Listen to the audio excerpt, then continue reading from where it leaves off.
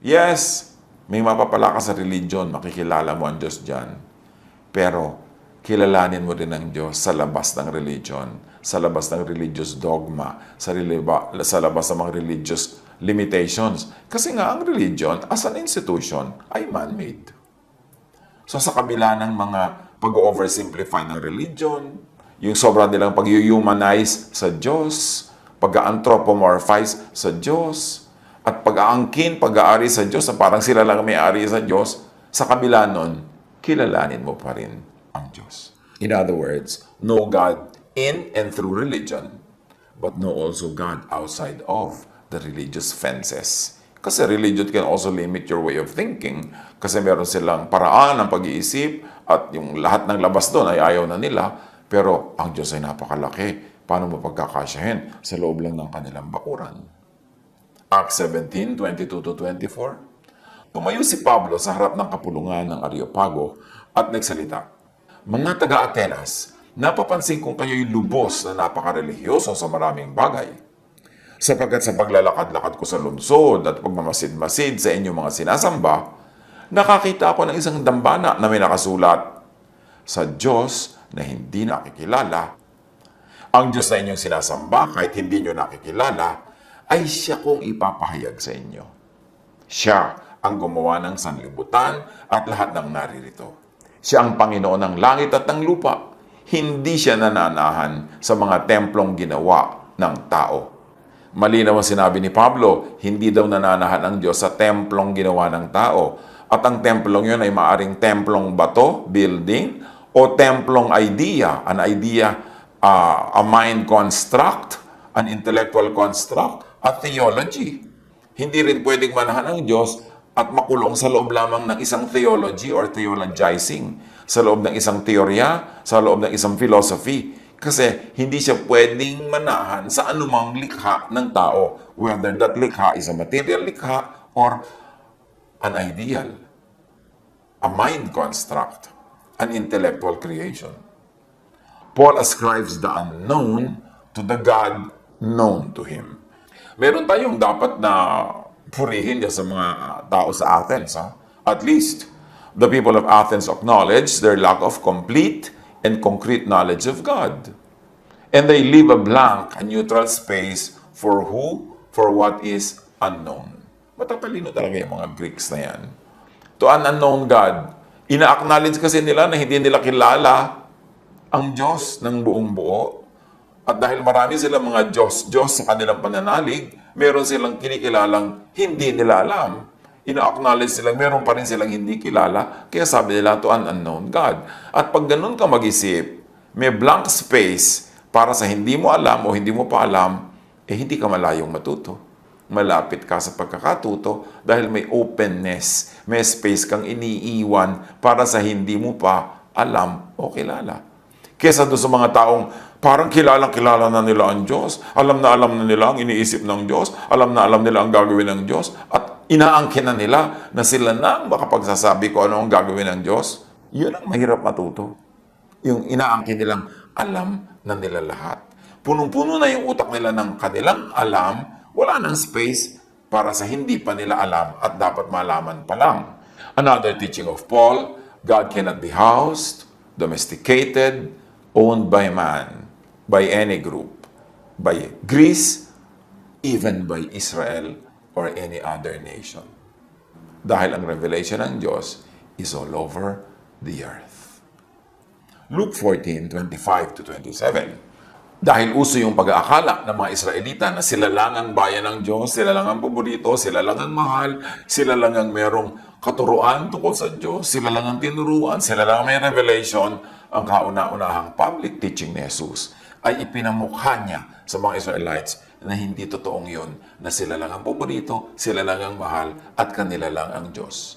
Sa Luke 14:25-27, sa kanyang pangangaral, sabi ni Jesus, I assure you that there were many widows in Israel in Elijah's time, when the sky was shut for 3.5 years, and there was a severe famine throughout the land. Yet, Elijah was not sent to any of them, but to a widow in Sarephat, in the region of Sidon, sa labas siya ng Israel. And there were many in Israel with leprosy in the time of Elisha the prophet. Yet not one of them was cleansed, only Naaman the Syrian, who was not an Israelite. So dito nililinaw ni Jesus, yes, syempre mahal kayo ng Diyos, pero hindi lang kayo. So huwag niyo isipin kayo lang ang mahal, kayo lang ang may kilala sa Diyos, at kayo lang ang may pag-aari sa Diyos. Jesus, in these examples, sabi niya, God blessed Gentiles, not Israelites in those cases. Which means God blesses not only Israelites, but also Gentiles. All peoples. Bakit kailangan itong linawin ni Jesus? Because religions tend to own God, making God tribal or national or denominational.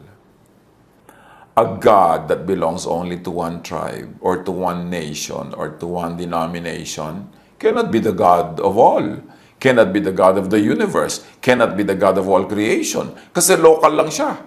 Kaya yung pag-aangkin sa Diyos, parang sa iyo lang yan, sa group lang namin, sa church lang namin, sa nation lang namin, dinidiminish ang Diyos, which is wrong. Because God is above all, God is in all, and everything belongs to God.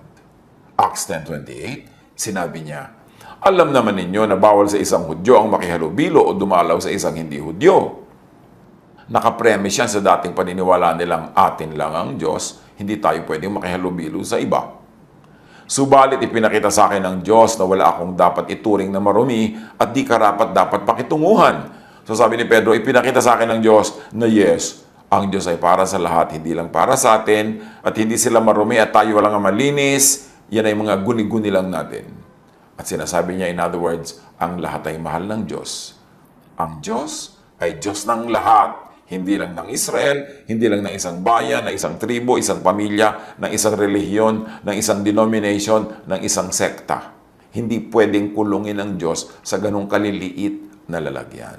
Acts 26:9, akala ko rin nung una ay dapat kong gawin ang lahat ng aking magagawa laban sa pangalan ni Jesus na taga Nazareth. Because Jesus, or Jesusness, opposes our laws and traditions. Kung itutuloy ang kanyang gustong sabihin. Ephesians 2:15, Christ gave His own body to destroy the law of Moses with all its rules and commands. Bakit? Kasi yung mga rules and commands na yun, nagkukulong sa tao at nagkukulong din sa Diyos. Na parang nandun lang ang kabanalan ng Diyos sa mga laws ni Moses, nandun lang ang tamang daan para pumunta sa Diyos, nandun lang ang katotohanan, kaya Christ destroyed the law. Christ reinterpreted the law and made it loving because the interpretation of the Jews of the law is not loving.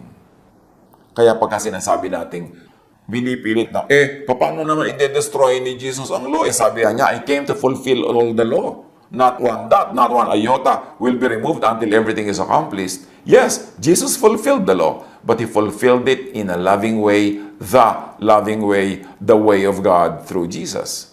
Kabaligtaran ng pag-interpret at pag-fulfill ng kanilang religion. Nababatuhin ka hanggang mamatay dahil makasalanan ka, ititiwalag ka, sisipain ka, ipupwera ka, na maraming kawawa. At hindi yun ang interpretation, ang fulfillment ng law na gusto ng Diyos. Kaya ipinadala niya si Jesus para ibahin yung fulfillment. So pag sinabi ni Jesus that I came to fulfill the law, it doesn't mean He will fulfill it in the usual way that the Jews were fulfilling it. Dahil magkabaligtad ang kanilang method, magkabaligtad ang kanilang approach. Bakit kailangan linawin ang mga ganito sa pagkilala sa Diyos? Because religions tend to own God, making God tribal or national or denominational. A God who is tribal, partisan, political, denominational is a God of only a select few. So insulto sa Diyos yun kasi siya ay Diyos ng lahat, lumikha sa lahat. Sa palagay nyo, pag may dalawang team ng basketball na naglalaban, pareho nagpe-pray sila na papanalunin ng Diyos yung isa. Talaga bang sasali ang Diyos from heaven at pipili ng manok niya para niya papanalunin? Napaka-limited naman ng Diyos na yun. Diyos na lang siya ng isang team. Pagka may beauty contest ang buong daigdig at ipagpe-pray mong manalo yung kandidata ng bayan mo, talagang papapanalunin ng Diyos yun para sa bayan mo. Di, ikaw lang ang kanyang bayan. Nalimit ang kanyang universal holiness, and divinity, and godness. Pagka ba may nagbabakbakan, may pipiliin talaga ang Diyos na papanalunin, di naging partisan na siya. Ganun ang ginagawa kasi natin sa Diyos. Pinapaliit natin yung scope ng kanyang pagka-Diyos. Na meron siyang kakampihan, meron siyang papapanalunin. Kaya giyera pa yan, ano. Pinapaliit natin ang Diyos pag ginagawa natin ang ganung mga bagay. Sabi sa Galatians 3:8, Scriptures foresaw that God would justify the Gentiles by faith and announce the gospel in advance to Abraham. All nations will be blessed through you. At ano ang dala ni Abraham? Faith. It was not through Moses na ang dala ni Moses ay law. Dapat malinaw yan. Inilalagay lang natin ang lahat sa kanilang tamang kalagyan kung paano sila inilagay ng Diyos. Hindi tayo nagdo-demote o nagpo-promote ng sino man. Pero sinabi na yan, all nations will be blessed through faith, through Abraham. At yung Abraham na yon, yung faith na yon, nilinaw ni Jesus. Paniniwala sa Kanya, paniniwala sa Kanyang pamamaraan, paniniwala sa Jesusness ni Jesus. Romans 4:13, ipinangako ng Diyos kay Abraham at sa kanyang magiging lahi na mamanahin nila ang buong mundo. Hindi dahil sa pagsunod niya sa kautusan, kundi dahil sa siya itinuring na matuwid sa pamamagitan ng kanyang pananampalataya sa Diyos. Remember, nauna si Abraham kay Moses. Wala pang law nung panahon ni Abraham at wala pang Israel.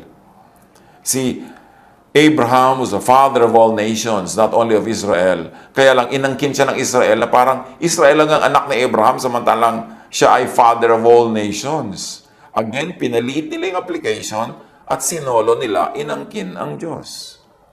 A God who takes sides in human conflicts based on reason other than universal righteousness could be no more than an appropriated, exploited God.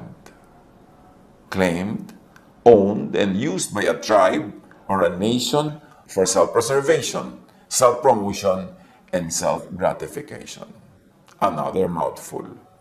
Kaya nga pina-PowerPoint na natin lahat para mas madaling makita yung naririnig lang.